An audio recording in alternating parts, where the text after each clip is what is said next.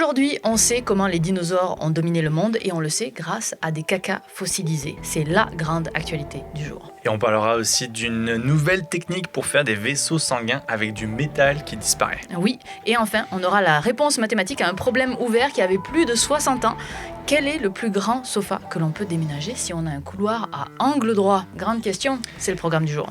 Et comme d'habitude, on démarre avec l'actualité wow du moment et on parle dinosaures et domination avec un indice un peu particulier. Oui, c'est une étude très sérieuse sur du caca de dinosaures, il n'y a pas de 1000 façons de le dire. C'est une étude publiée dans la revue Nature qui s'est intéressée à comment les dinosaures sont devenus l'espèce dominante il y a quelques 230 millions d'années, au cœur de la période du Trias. Exact, Viviane. Et puis ça, à l'époque, en fait, il y avait, on imagine qu'il y avait des dinosaures, oui, mais aussi des reptiles, des insectes, et progressivement, à l'espace de 30 millions d'années seulement, je dis seulement parce que ça nous paraît beaucoup, nous, à notre échelle, mais à l'échelle de la planète, c'est très peu, les dinosaures ont pris le contrôle de la planète en l'espace de 30 millions d'années. Et jusqu'à présent, on n'avait absolument aucune idée de savoir comment est-ce que cette domination s'était faite. Oui, et c'est une équipe de l'université d'Uppsala en Suède qui a tenté de recréer la chronologie des événements durant cette période de 30 millions d'années. Et en archéologie, vous le savez, on a l'habitude de voir des analyses d'os, de squelettes, de fossiles. Et là, c'est des fossiles très particuliers, c'est des fossiles de matière fécale, de vomi de dinosaures. Et ça ressemble à ça. Et c'est la première étude de ce genre. Et ça m'a surpris, ça nous a surpris de voir que des matières fécales et du vomi, littéralement, pouvaient être fossilisées. Pourquoi ? Parce que c'est de la matière organique, ça se dégrade au fil du temps et c'est assez rare finalement d'en trouver. D'autant plus quand les animaux sont herbivores. Les excréments des carnivores se fossilisent mieux grâce aux minéraux, des os qu'ils mangent. Mais pour les herbivores, c'est beaucoup plus difficile, ce qui rend les recherches encore plus compliquées. Et pourtant, ça existe quand même. Ouais. Ils en ont quand même trouvé et analysé 100 kilos. Ils ont trouvé 100 kilos de ces matières. Ça représente 500 échantillons vieux de 200 millions d'années.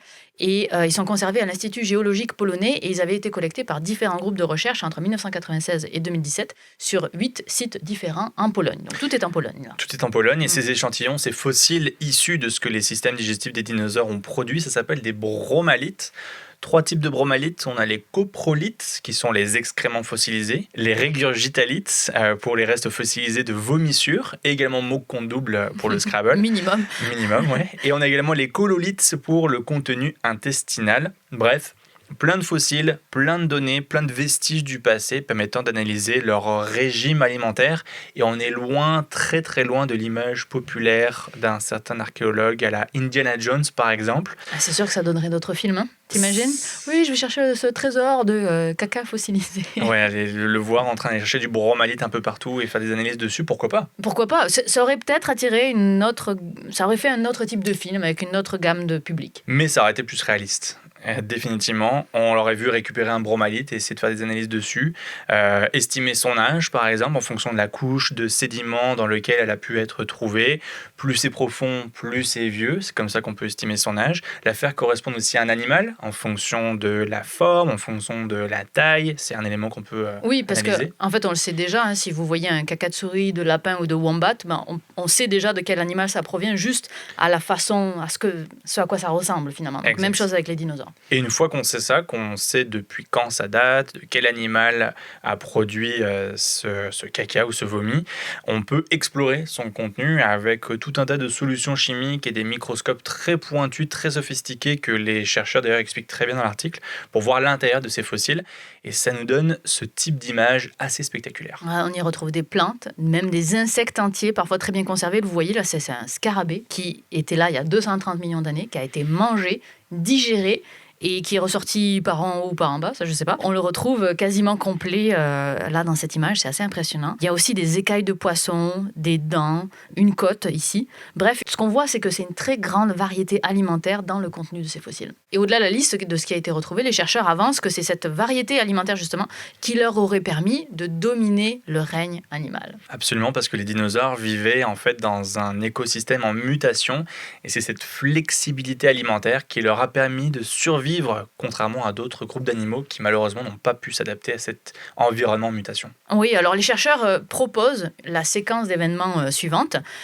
Donc on imagine même si on ne peut pas vraiment imaginer parce qu'on n'a pas d'image réelle, mais on est dans la période du Trias, donc il y a 200-250 millions d'années, et à ce moment-là, il y a des mouvements de tectonique des plaques qui provoquent des éruptions volcaniques aussi, qui créent des inondations. L'humidité a eu tendance à augmenter, ce qui a favorisé l'apparition de beaucoup de variétés de plantes, et les dinosaures herbivores en ont profité pour grandir, évoluer et se diversifier, tandis que les autres êtres vivants ont eu du mal à s'adapter et à cette évolution de l'écosystème, et ont fini par s'éteindre. Exact, mais tout ça est comme d'habitude à prendre avec beaucoup de précautions. On tire des conclusions sur l'analyse de 500 caca et vomi. À l'échelle de la planète, c'est pas tant que ça, et c'est extrêmement difficile d'aller fouiller dans notre passé, de comprendre ce que a pu se passer dans telle ou telle quantité d'années auparavant. Là, on est sur des 250 millions d'années, c'est quand même pas hier, on va dire ça comme ça. Donc, comprendre tous les détails de l'histoire, c'est extrêmement complexe à partir d'une seule vision des choses. Ici, du caca. Donc d'autres Polonais études... uniquement. Polonais, encore une fois, effectivement, ouais. Donc d'autres études dans d'autres domaines vont être importantes à mettre en place pour compléter, nuancer ce qui a pu être trouvé. Mais en tout cas, c'est la première étude de ce type, tu l'as dit tantôt. Donc c'est assez majeur comme découverte. Oui, puis on attend les scénaristes du prochain Jurassic Park de s'emparer de cette information. Absolument. Let's go. Hello, est-ce que vous aimez ce format d'actualité? Si oui, alors je vous invite à aller vous abonner à mon autre chaîne qui s'appelle C+, parce que dorénavant, c'est là-bas que vous retrouverez tous les formats d'actualité. Pour l'occasion, pour la prochaine émission, on la fera en live sur la chaîne que je vous ai indiquée, sur C+. Voici la date et l'heure juste ici. Et on tournera l'émission comme vous le voyez en ce moment. Et ensuite, on fera une partie de réponse à vos questions, de discussion avec le chat. Et évidemment, tout sera disponible en replay a posteriori sur la chaîne. C'est à peu près dans un mois, donc c'est dans longtemps. Si vous voulez, vous pouvez vous abonner à la newsletter qui est dans la description, qui vous annonce la sortie des vidéos ou qui annonce la sortie d'un live. Il n'y a aucun spam sur cette newsletter, c'est juste pour compenser le fait que YouTube ne fait pas un très bon travail pour vous avertir des choses qui vous plaisent. Sur ce, je vous laisse profiter de la suite et les prochaines actualités scientifiques, ce sera donc sur C+. Allez vous abonner. On passe à la section quiz qu'on a inaugurée le mois dernier et c'est moi qui vais poser une question à Thomas, mais aussi à vous. Si ça vous amuse d'essayer de trouver la réponse, n'hésitez pas à poster votre réponse en commentaire et Thomas va essayer d'y répondre. Il ne connaît pas la question ni la réponse. J'essaie de faire en sorte que la question de ce quiz soit en rapport avec la dernière actualité dont on va parler, qui est une actualité mathématique. Donc c'est une question mathématique. L'Institut de mathématiques de Clay a établi une liste de problèmes mathématiques non résolus en l'an 2000 et ils offrent depuis $1 million à quiconque démontre ou infirme une des hypothèses ou conjectures listées. Depuis l'an 2000, un seul des problèmes a été résolu. C'est la conjecture de Poincaré. Donc, évidemment. Voilà, évidemment. Non, un seul qui a été résolu. Combien reste-t-il de problèmes ouverts, selon cet institut, à ce jour, qui amènerait à obtenir $1 million US? Donc, si jamais vous êtes attiré par les mathématiques et beaucoup d'argent, vous pouvez essayer de résoudre un de ces problèmes-là, sachant qu'il y en a combien? Je vais y aller à la louche. Est-ce que j'arrondis? Je ne sais pas trop. Je vais... N'hésitez pas à nous dire dans les commentaires ce que vous en pensez pendant que j'écris ma réponse. Je vais arrondir parce que... T'arrondis au plus haut ou au plus bas? Au plus bas. Au plus bas? On ne vous montre pas la réponse de Thomas, vous la verrez à la toute fin et réponse quand on parlera de notre actualité mathématique. Et on enchaîne avec une deuxième actualité, la fameuse et mythique C'est cool, mais on s'emballe pas, Viviane. Oui, c'est une avancée dans le secteur des organes artificiels avec la proposition d'une nouvelle technique pour fabriquer des vaisseaux sanguins, parce que vous le savez, les organes, ça contient des vaisseaux sanguins, donc une des étapes pour fabriquer les organes artificiels, c'est de fabriquer les vaisseaux sanguins, évidemment. Qui sont nécessaires à la croissance des tissus, des organes en laboratoire, et donc potentiellement créer des nouveaux organes et des études in vitro beaucoup plus poussées en laboratoire. Et tu nous parles d'une étude américaine publiée dans la revue Nature, je crois? Oui, c'est ça exactement. Et donc là, la raison pour laquelle j'apprécie cette étude, c'est parce que ça me rappelle un petit peu des souvenirs. Ton dada. Mon petit dada de l'époque. J'ai moi-même fait des vaisseaux sanguins artificiels dans mon jeune temps, dans mon premier projet de recherche. Et à l'époque, moi, je travaillais avec une machine à commande numérique, donc je gravais dans du plastique mes vaisseaux sanguins. Puis j'avais aussi travaillé avec le souffleur de verre de l'université, donc pour souffler en verre mes vaisseaux sanguins. Donc tu produisais des vaisseaux sanguins exact. En plastique et en verre? C'est ça. Donc alors, en plastique et en verre, on s'entend que ça n'a aucun rapport avec les organes normaux, évidemment.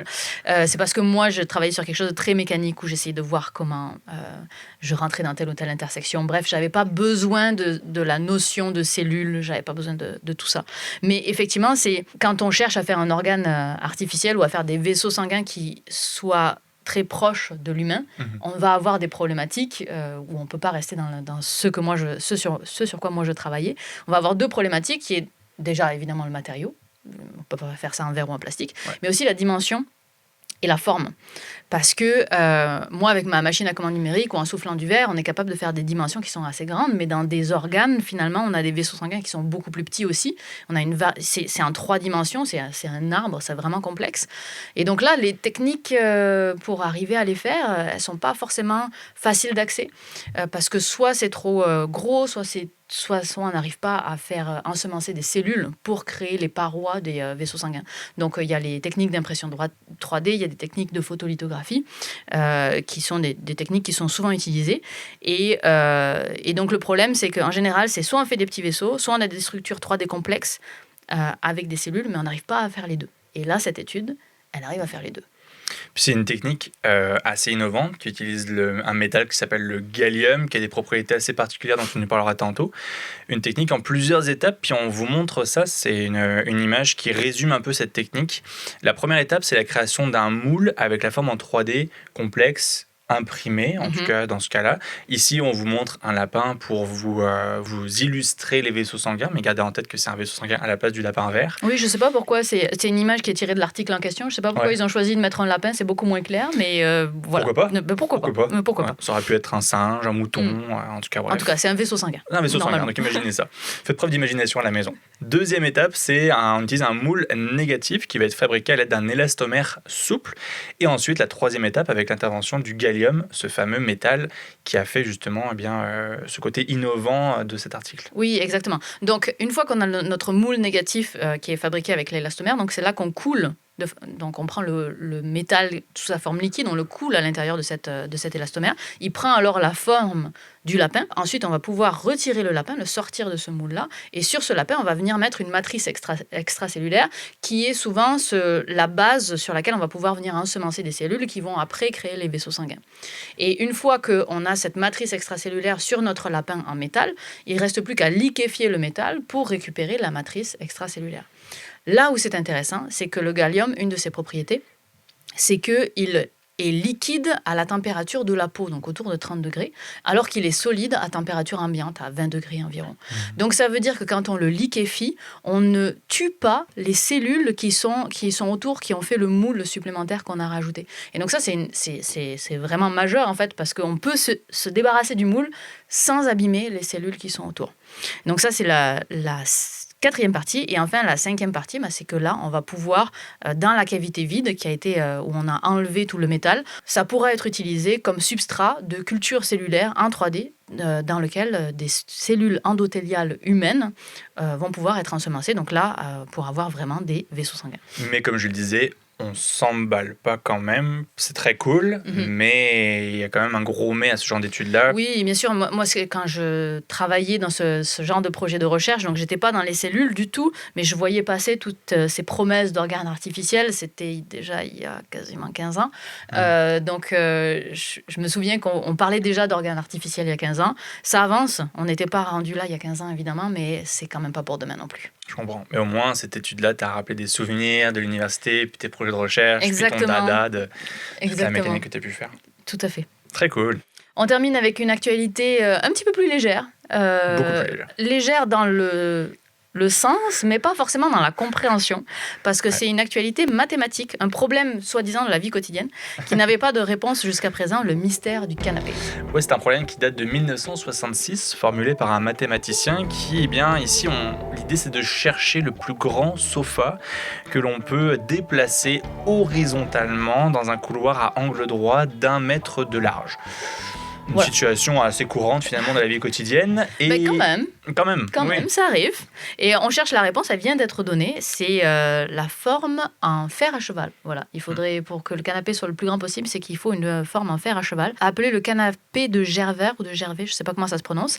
Et ça a été proposé comme solution optimale et démontré par un Sud-Coréen. Enfin, démontré, on s'entend que c'est un petit peu hors de notre capacité de savoir juger, si ça a été vraiment démontré ou pas. Clairement, là, on est sur une centaine de pages d'équations, des formules mathématiques.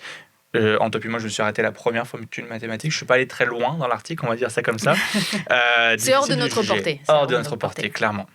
Et la raison pour laquelle on précise que c'est hors de notre portée, c'est parce que ça a été publié sur un site qui s'appelle Archive, qui est un très bon site, mais qui est un site de pré-publication, c'est-à-dire un endroit où les chercheurs peuvent déposer leurs publications, mais ça ne veut pas dire qu'elles ont été revues par des pairs. Donc c'est pour ça que quand on voit une revue, un journal qui a été publié sur ce genre de site, comme il n'y a pas eu de revue par les pairs, normalement c'est à nous d'avoir un esprit critique et de dire est-ce que c'est juste ou est-ce que c'est faux. Nous, on n'a pas cette capacité sur cette nouvelle de mathématiques, parce qu'on est très loin de ce niveau-là. Mais donc, on va avoir besoin d'attendre que ce soit revu par des pairs pour confirmer que le problème du sofa a bien été résolu. Absolument. Peut-être qu'on peut prendre quelques instants pour simplement rappeler comment fonctionne le système, le processus de publication scientifique. Parce que vous avez un groupe de recherche qui travaille pendant des années sur un projet de recherche en particulier, qu'il y a suffisamment de résultats pour partir d'une hypothèse et émettre des conclusions par rapport à cette hypothèse-là. Et bien, ils sont capables de pouvoir écrire un article, introduction, matériel et méthode, résultats, conclusions, discussions, et de le soumettre à un journal. Ce journal-là va dire oui ou non, l'accepter ou le rejeter. La plupart du temps, c'est rejeté, malheureusement. C'est la dure loi. Toi aussi, tu as plus d'expérience de rejet que d'acceptation ? Oui, clairement. Et parfois, c'est accepté. Et donc, ensuite, il y a tout un processus après que le journal met en place, un comité d'experts, expertes du domaine ou indirectement du domaine, ça dépend un petit peu du comment fonctionne le journal, qui va décider si oui ou non l'article peut être accepté définitivement dans le journal. Et parfois, souvent, les personnes qui vont faire des commentaires vont dire là, je rajouterai une expérience parce que je suis pas sûr de ça.